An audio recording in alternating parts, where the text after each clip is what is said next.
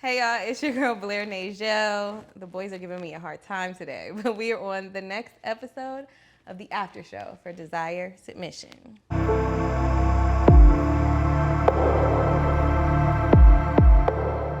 Now, y'all know the routine. This is your warning. We will have spoilers, okay? We are talking about episode 7, and we talking about every episode before that. So, if you have not seen Desire Submission, head over to patreon.com/Fanarios to see the entire series, okay? It's the only place you're gonna see it. Get over there right now. So today, or tonight, it's late, y'all. We have Mr. Twan himself, Mr. Kellen Marcus. Thank you for having me. Thank you. Of course. Thank you for coming. So, I appreciate it. So, Kellen, tell me about yourself.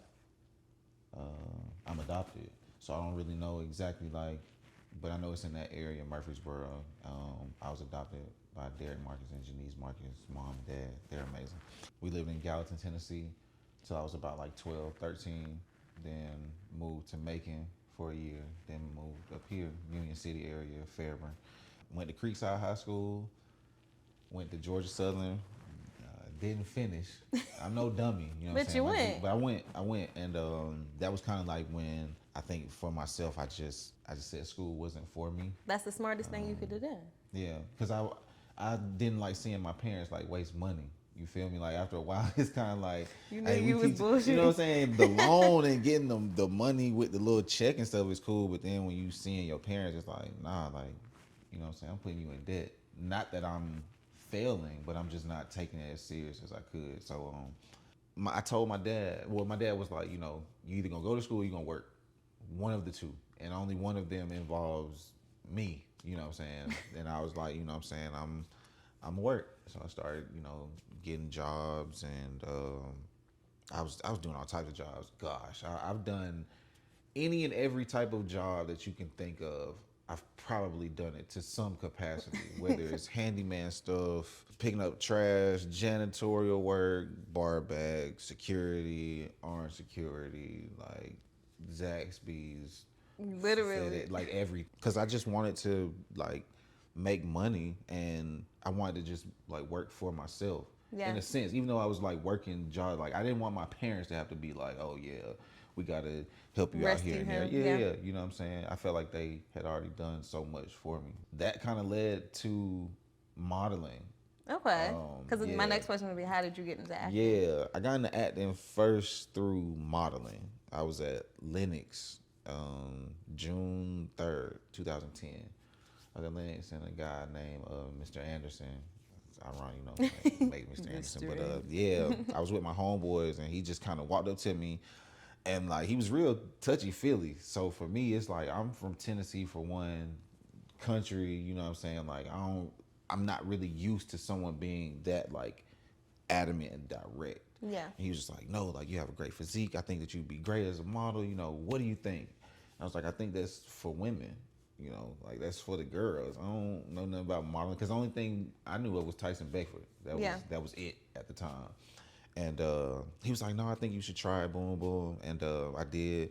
I had a little twist in my head. I thought I was going to grow locks. And I did that for some years.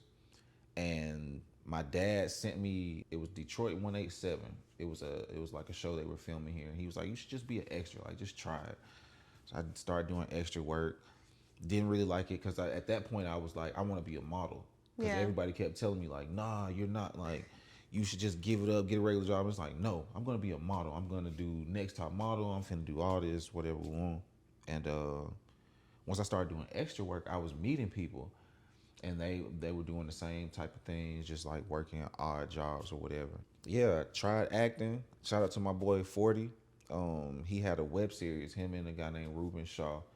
And they was like, yeah, just test it out. And it's so crazy. I can't think of it. I can't think of my character's name. And I see him now. It's on YouTube. It's called Broke Boys. But I was like the friend that was kind of, he was shysty. You know what I'm Yeah. saying? He really didn't have it going. He act like he was selling weed, and he was supposed to be from New York. So that accent and all that was within itself. A You know what I'm learning saying? experience. But yeah, for sure. And I just kept doing extra work, extra work, extra work. And then I was booking more stuff with modeling. I was doing like Project Runway. I had booked like Vogue, a couple spreads and Essence like online and stuff. So I still thought like, nah, I can make this work. Then I met Nina Stacks. We became close because an event or a short film that I was a part of with these two twins named, I know one's name was Mario, and I can't think of the other one's name because he was so quiet. But they were twin brothers, and they were doing. It was called No Telling Time. It was about like old kings from deities that they didn't really talk about, and I was doing stunts.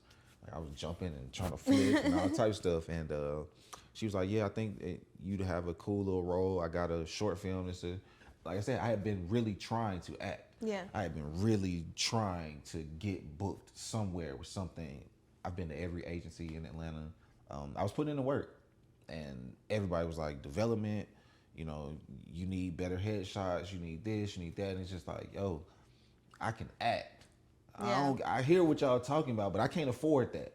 But I'm here and I can act, you know what I'm saying? But and that's just a note to people. Once I started investing in myself, the opportunities started coming. Yeah. So we did the short film. It was a 9-minute short film. It's called New Year, New Us. Since then, it's really just been a nice fluent grind. It's definitely been a grind though. Yeah. You know, it hasn't been easy. It hasn't definitely wasn't overnight. When they say like that 10-year overnight success story, It was kind 10 of years. yeah, literally like when the movie dropped, it dropped January of 2021 because I don't think So it was didn't- 11 years. Yeah, yeah. I was going in, about to get into my 11th year. It was 10 and a half. Yeah. And that's when the movie dropped. I can't really say here we are now, but yeah, she gave me that shot and I nailed it A little bit of backstory. I met you at a premiere for sure. for actually one of Nina's movies. Right. And I was like, yeah, I'm gonna figure something out. I'm gonna find something for you. And you didn't have to audition for this part. True. It was just like, yeah, I kind of know where I want to go with the person. So what can you tell me about what you had to do to get in the mindset to play Twan? To be honest, I think the first thing, because I mean you did note of not having to audition. Mm-hmm. So I think the biggest thing for me was like, all right, it's a present, it's a gift, you know, and this is something that you said that you were going to do without knowing who I was, just saying, hey, if I got something for you, I'm gonna hit you up, be prepared. But like I said, I had been asking for things like that. Like when I went to the agencies, like I don't want to audition, I don't forget all that development, give me the ball, like shoot it. And so for me, I think the biggest thing first and foremost was just making sure I had an appreciation for what was given to me. You know, not knowing what it was, not knowing what it was gonna look like, you know. And to be honest, Lonnie, when I saw that he was a part of it, it was just kind of like, okay, well, I know this is somebody that I had been seeing over the years. I liked the motion and the clarity, the content, and I was like, okay, cool. I know how it been Jamal as well. Like it was kind of like, all right, let's see. And then Dory, I've worked with her on a couple projects, so I think in asking for like to be around the right people and to get clarity on what the right circles are, I think it was the people that were around you that made me say like, all right, let's see what we can create. Yeah. I've been in positions to where it's a first project, you're the lead, but you're like the co-lead, co-star. Mm-hmm. I think for me to get into that mindset, it was more of like just a humility type thing, like literally understanding like you're stepping into someone else's world. So get whatever you can from this character as you're reading it. But yeah, I think the biggest thing for me was just appreciating the fact that, you know, I'm getting the call, to be completely honest. And it was tough though, you know what I mean? Just with us filming, you know, that was You know, that was a really tough time for me. I think filming this project, it took me to a different level mentally. You know, just losing friends, family members while filming, just apartment stuff. To stay in that character was, or to be and to give my best, like it was a lot, but it made me see what my capacity was. As we were going, I was always given something else that was like a purpose. You know what I mean? I've been a Twan before. You know, you kind of in and out of relationships. You really want your options, and you want the people that are your options to quote unquote go with the program or understand in a sense. But even on some things that Taj touched on, you know, in some of the episodes, is like you can't do that but be given half of yourself. It's like if you gonna be out there, then maybe it's because you're not being as open as you need to be, and you need to really say like, okay, this is what I want to do. Like, just be honest. Yeah. And I've been in that space in my life where it was like I was trying to, you know, make somebody feel just as important as the next, and it was like, yeah, it's just not for me. Like, I'm just going to be completely honest. It's crazy. I was like 27. That's why I just, some of the things that you see in this is like, dang, like I've been there. So it wasn't tough. It wasn't tough. I'm not gonna lie. You know what I mean? I wasn't a dog. Like, some of the stuff he kind of got into was like, that's not necessarily me, but it was cool. It was fun. So we still in the first couple episodes, Mariah is very adamant about exploring other people within the relationship with Twan. So she keeps bringing up threesomes. She keeps bringing up like just bringing other stuff into the bedroom, and Twan is very against it. Why do you feel that Twan was so selfish? I think that Twan desired to be like the best, and he's one of those type of, from my gauge, I think that he was more of a person that was like, you know, yeah, I want my cake and eat it too. You know, but not only that, but I don't want you to eat any cake. Right, she couldn't have all. no You cake. know what I'm saying? Yeah, so it was a little, even that was kind of funny, because it's like, kind of like what Tyler said, if you just be open in the conversation, you could have more fluency and fluidity in your relationship. He's one of those dudes that, and to be completely honest, I don't think that he's more so concerned about that as opposed to not being the best. I think that still, it might be underlined of like, well, if I bring someone else into this equation, like, you might be more interested or entertained by them than me, and I'm Twan. Like Dante said, you might not be doing what you think that you're doing just because it's worked for so long. So yeah, it's interesting because at the strip club, Taj and Dante are about to get into it. right. And he tells Dante he needs to grow up. But I think personally that it's Twan that needs to grow up. Because, like you said, you can't want your cake and eat it too, but then stop the other person that you're in a relationship with from doing the same thing, especially if they want to. True. I think it's like a fair assessment to give everybody like just an open opportunity to have what they want, experience what they want, especially if you could do it in a safe space. Correct. I feel like with Twan, he really want to be low key, like, single. Yeah. Like, he wants to be free. Let's not even say single. Twan wants to be free. Twan is desiring some type of freedom and, what do you call it? Is it emancipation? Yeah. Yeah, like, he wants to feel like, yes, I'm the king of this castle in this show, and I've got you in line and you in check and you in order. Kind of the same of like with Taj. Like, I could see their similarities into why some of the things probably rubbed off on each other.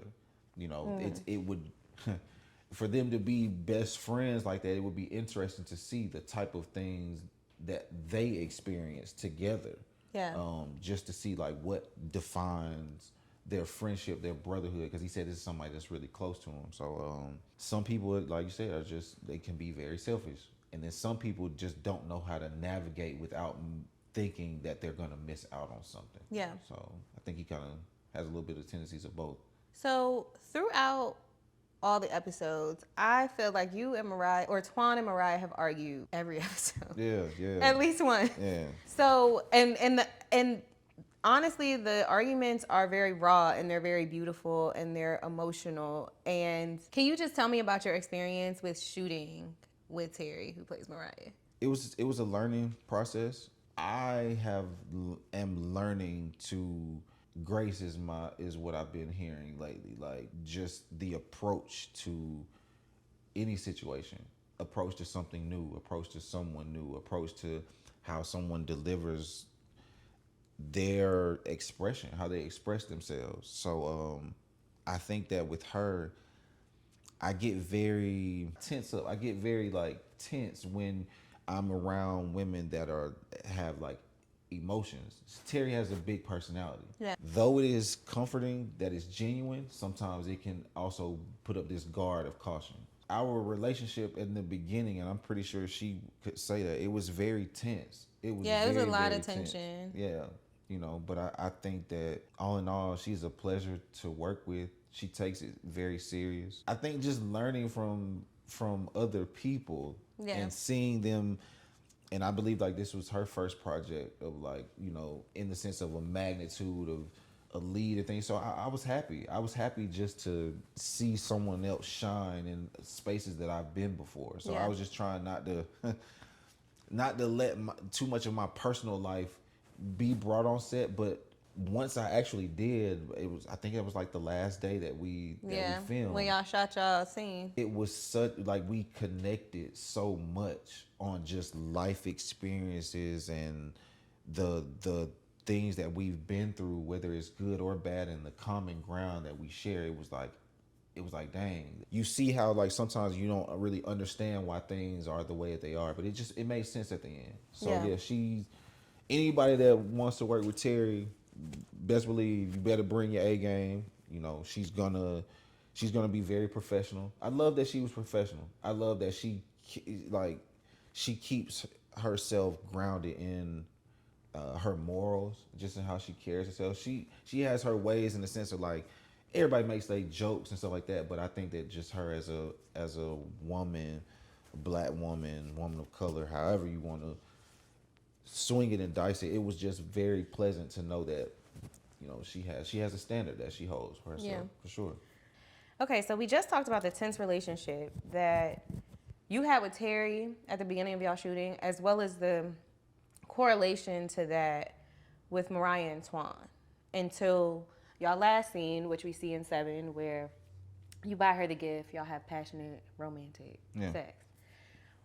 But your energy with Asia was completely different, or Twan's energy with Asia was completely different, but so was your energy with Elle, who played Asia. So tell me what you feel like the difference in energy with the women was that like made it so different for you. With Mariah, Terry, our interaction that was more closer and physical was down the line. Mm-hmm. So with Asia and Elle, it was more so like I kind of had to put or make sure that the safe space was created kind of from the jump. Because one, this is her, like one of her first projects. I don't know you at all. Like I haven't seen you before. And the first time that I see you, I'm like in your space, in your bubble. So I think for me, it was just more so of like, hey, and I try to do that with most, not most, all, but most in the sense of if I don't know you. So like with Terry, it was kind of like, we can have our tension because we already getting on each other's nerves, but it's okay because right now, I need to be on your nerves. You feel me? So it's not anything personal, but it's still just like, okay, I think we allow the energy of our characters to embody within us. Yeah. There was no bad blood between me and Terry, but from the gate, because you have to look at it like this too. Even in real life, she knew Taj, Lou, in real life before me. So there's already that sense of like, well, I'm your co-star, but you have a closer connection with this person, the same as kind of in the film. I'm your dude, but your body and your energy is responding to somebody that, yes, though I know him and I don't know Lou in real life, it's like, but he's sitting right there. Yeah. So it was interesting, but I don't think it was anything forced. I believe that we all were just being our authentic selves, and it resonated in each character. Yeah, it And resonated yeah, beautifully. you know, With and each with character. Elle, even with her being introduced, it was introduced amongst other people. Yeah. So it was in a different setting of, okay, the setting, and that I think that's a beautiful and important thing to even note. Is like the way that you meet the characters and the essence of what you put into it can make a key difference as to how open, you know, the conversation, the engagement is. Because I Yeah. do believe that, yeah, had me and Terry been buddy buddy from the jump, it would. I don't think it would have resonated on camera because mentally I wouldn't have been able to be in a space to be like getting on my nerves and her the same, but Yeah. not in a sense of like, oh, I don't like you. It's just more so of like we don't even talk. You Yeah. feel me? So we don't have a reason as to why there's an abrasion there, but it still was just like, but I know that we both respected each other, just our brands, and it was like, nah, I don't like you and you don't like me. Not necessarily literally, but we're gonna run with this because it's comfortable. But we can talk as professionals and say, look, this is the vibe. You stay over there, I'm gonna stay over here. And once it's time, let's just organically let this whole thing happen. And I Yeah. think it did perfectly. I mean, that's that's my sister. Like she's lit, and I really really appreciate her for uh not being intrusive. You know Yeah. what I mean? And me as well. You know, I'm just thankful for the whole experience. It was dope. You know, I'm sure. happy about that. So, you spent a lot of time on set. I Yeah. think you were the second highest person who had to be on set. You had the second most scenes True. after Terry. What was your most difficult scene to shoot? And what was your most fun scene to shoot? Well, okay. So the most fun scene was probably the argument, and I think that that was because by then were already getting along. Yeah. So now it's kind of like you got two superstars and they on the same team now. And at first you kind of like Shaq and Kobe. That's kind of how I felt like Yeah. for real. And it just was like, it was fun because now it's like you get to push me and challenge me, and I get to challenge you as well. And that was fun.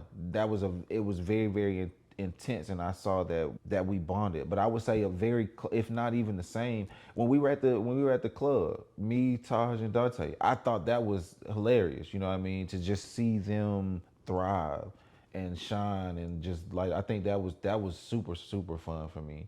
Rest in peace to Heather and OG Stan. I think that there wasn't really a toughest scene. I think that there was just the toughest. There were a few tough days. Yeah.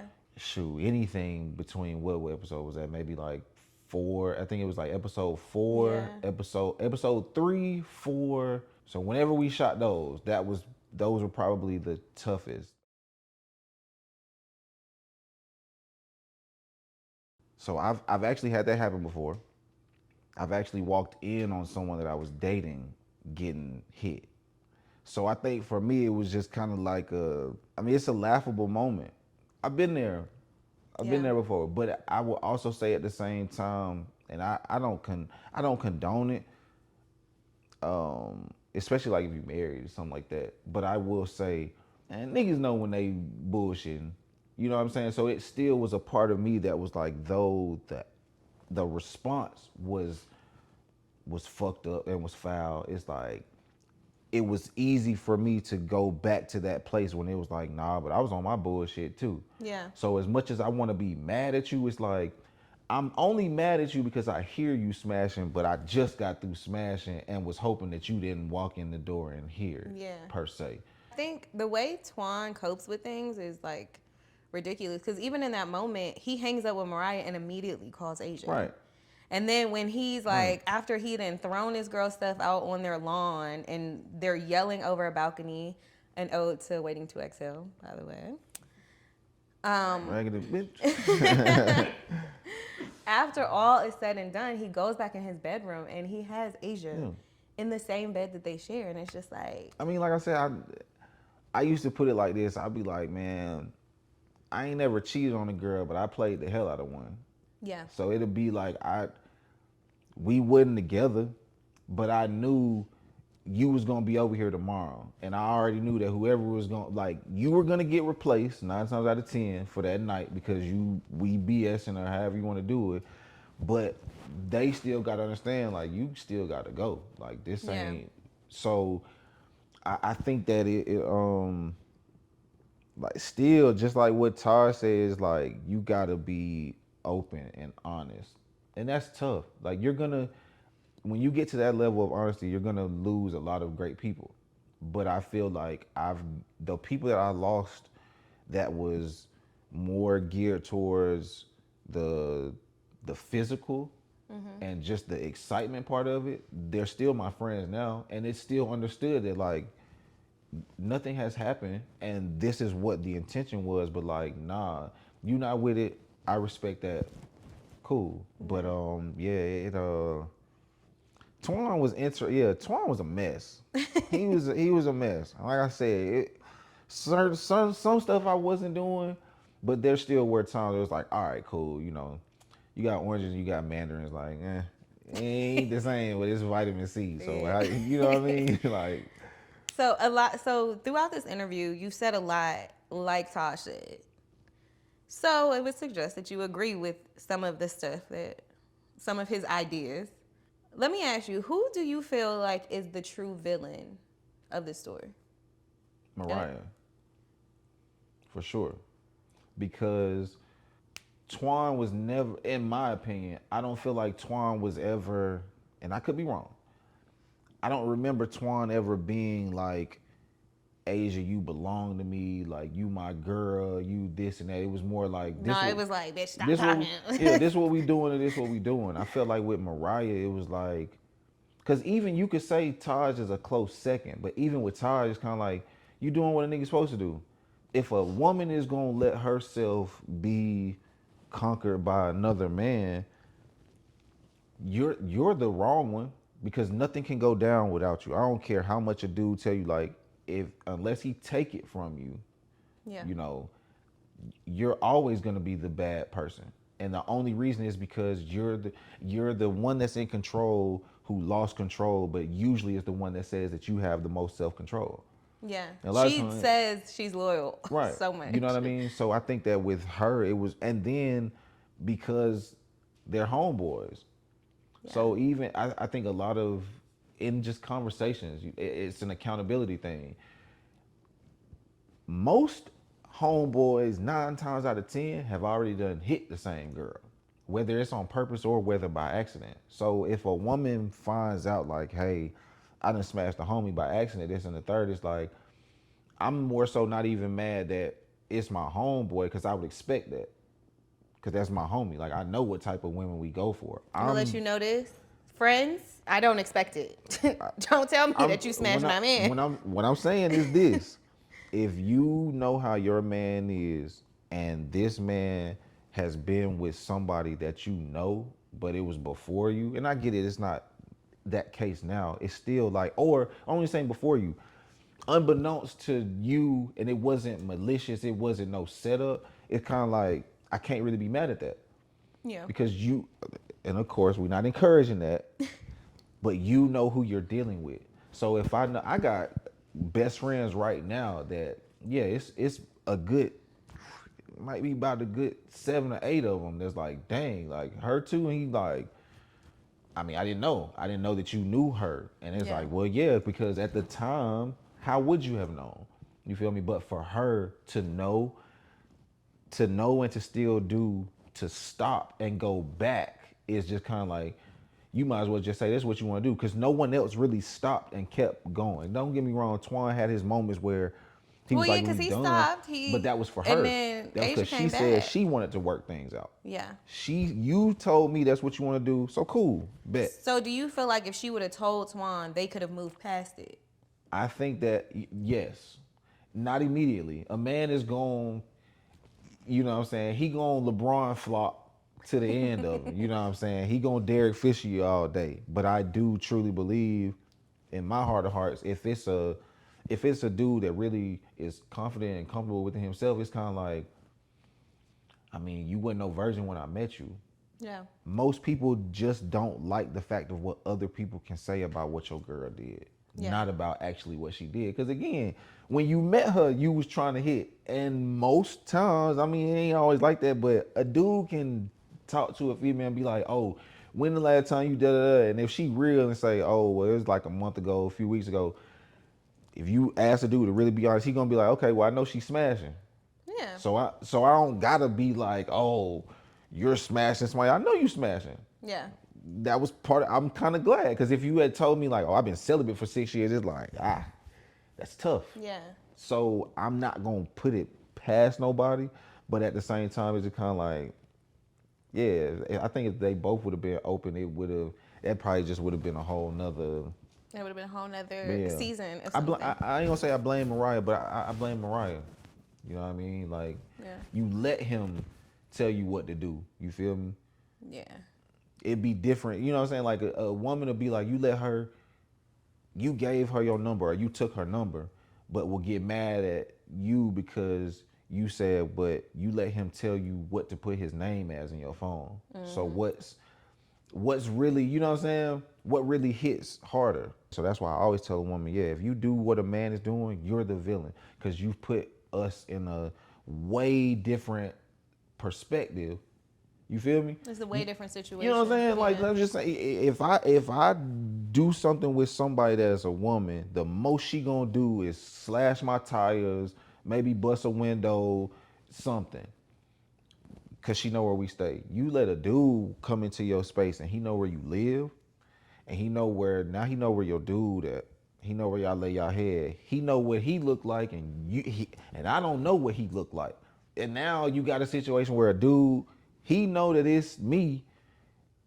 I could be think about I could be anywhere and just pick a fight with you just because I know who you are. Yeah. And you have no idea.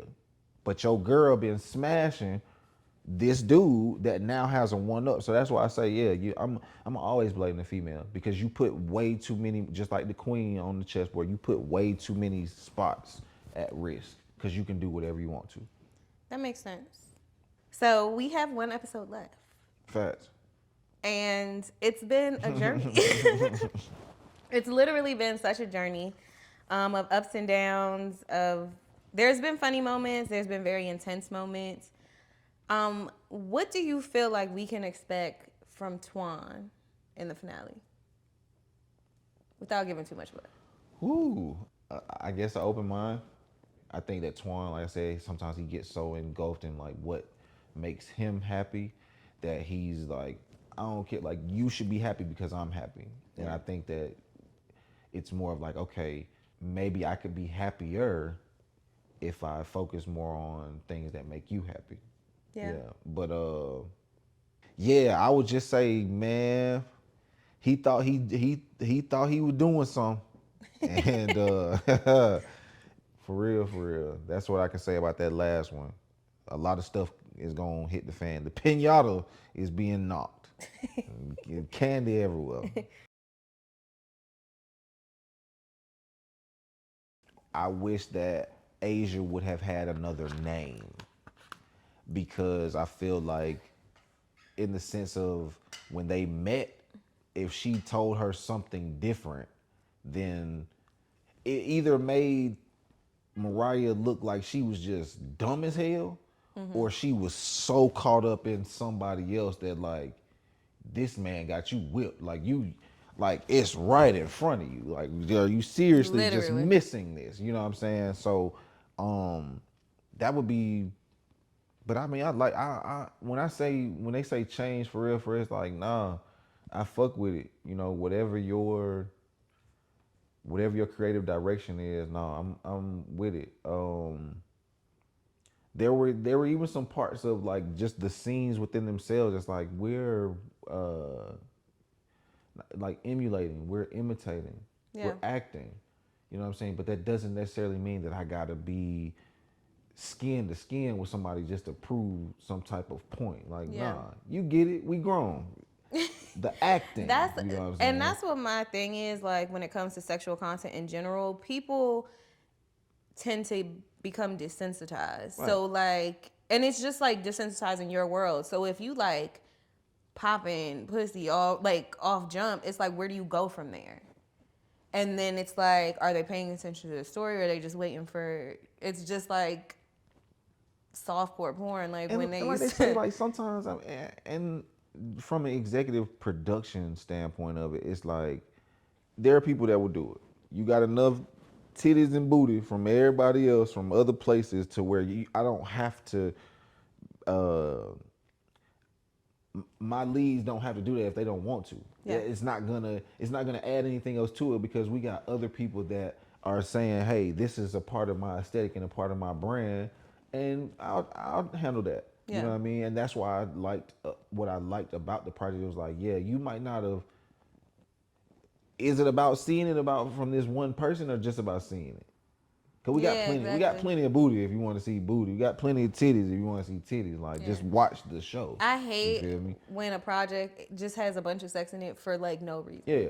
You know what I'm So saying? and maybe it's because it was written by two women. So it's just like we just are a little more like we're not as horny as men. Yeah. So it doesn't always lead to just a bunch of sex all the time. Yeah, for sure. I will say that I would, even though I wasn't part of the scene, when they see Taj go crazy, that was dope. I thought that was, yeah, Yeah. that was he was in his bag on that one. That was fun to watch. You know Fun what's to watch. crazy? Yeah. Somebody was finna cut it out. Yeah, no, that was hard. That was hard. That I think that would be something that would get him booked. Yeah. Like that's the type of, because it was such a different shift of like, okay, like, all right, it just made sense. It made Yeah. sense, you know. It was it was a very intense scene. You all had like really just very intense but very beautiful scenes. Yeah. There were times I think Lou made me tear up on set. You made me tear up on set. When we see him kill Bree, like I was like on set, like literally like crying because I was just like, oh, that's so sad. But also when you're just at your wit's end with Mariah and she's leaving and you like grab her from behind and are just like in that moment so like vulnerable. Yeah. I was just like, oh my God. Yeah, for sure. So yeah, I truly appreciate all the work that you've put in. You're absolutely amazing. Thank you. And with that, let's go into a sneak peek of the season finale of Desire Submission. Okay, so the thing with Taj is, Mariah, does she like girls? You ain't even trying to listen to me now. how about we play Truth or Strip? Yeah. You just threw me under the bus. Right. I've been fucking somebody else. Well, Kellen, I want to thank you. This was an amazing conversation. Appreciate it. You definitely gave me some perspective because I ain't gonna lie, I was definitely like Mariah and Twan were definitely the villains of this story, but I think you may have changed my mind a little bit. A little bit. Just a little bit. Let them know where they can find you. I'm on social media like Instagram, Twitter, Facebook. Kellen Marcus, KellenMarcus.